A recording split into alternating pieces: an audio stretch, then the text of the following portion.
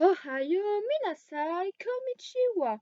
Bonjour tout le monde, accrochez vos ceintures. Ici, nous sommes sur la planète Manga.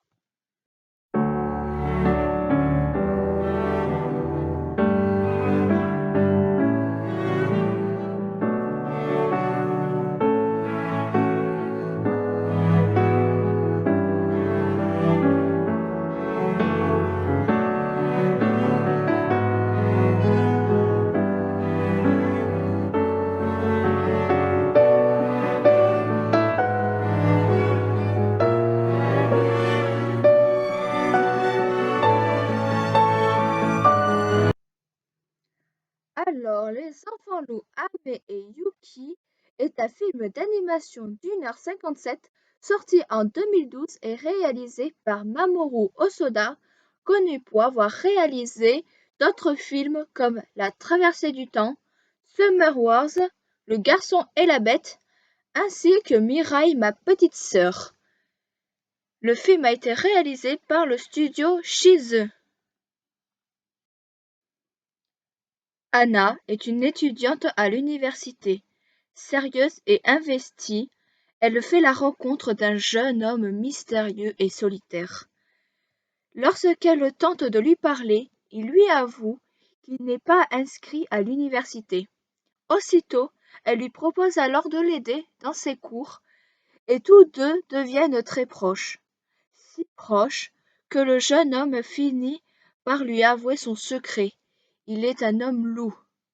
Les deux tombent alors amoureux, liés par ce secret, et commencent une vie de couple ordinaire jusqu'à ce que Anna tombe enceinte de Yuki, leur premier enfant, qui se trouve être une enfant loup.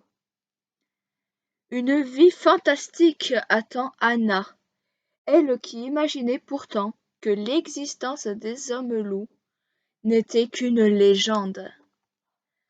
Alors franchement, juste l'histoire des enfants loups, elle est magnifique. Franchement, c'est la plus belle histoire de famille que j'ai vue dans un animé ou même dans un manga.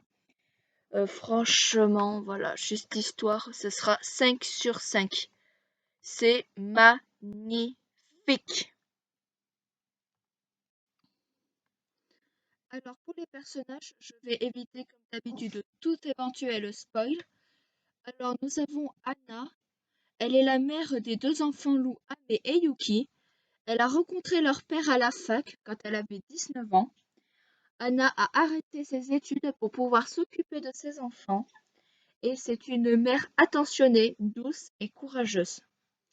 Ensuite, nous avons Yuki, qui est la grande sœur, qui est l'aînée, avec un an de plus.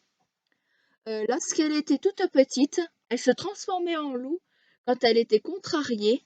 Avec le temps, elle a appris à se contrôler, même si ce n'est pas encore tout à fait parfait.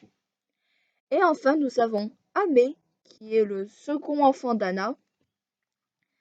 Il est plutôt calme et réservé, et il est aussi fragile et mange très peu.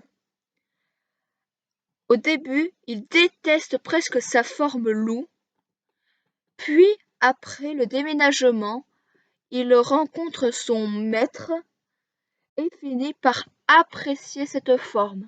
Voilà, je ne dirai pas plus sur les personnages parce que voilà, c'est un film, hein, c'est pas une série ou un animé. Mais pour les personnages, c'est 5 sur 5. Franchement, aucun n'est laissé au hasard. Et ça fait très plaisir dans un film qui ne dure pas très longtemps. Et voilà, 5 sur 5 pour les personnages. Alors, pour ce qui est de l'animation, elle est juste magnifique. On se croirait vraiment dans un conte. Vraiment, c'est magnifique à voir.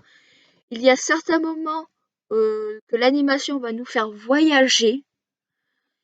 Et c'est l'un des plus beaux films d'animation que j'ai vu de toute ma vie. Franchement, l'animation 5 sur 5, c'est vraiment magnifique. Alors, en conclusion, qu'est-ce que j'ai pensé des Enfants loups Ame et Yuki? Eh bien, j'ai adoré ce film. Franchement, il est tellement bien que je le regarde pratiquement 2 fois par an, j'ai envie de dire.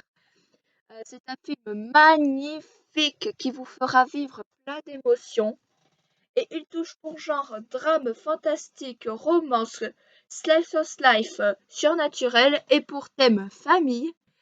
Il existe une adaptation en manga en 3 volumes chez les éditions Kazé que je vous recommande si vous avez aimé le film, avec des dessins très très très beaux.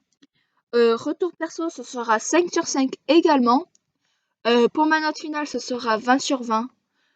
Franchement, c'est mon film d'animation japonaise favori. C'est mon numéro 1. Voilà. Et je vous dis à la prochaine. C'était Kouléa de Planète Manga. Diana!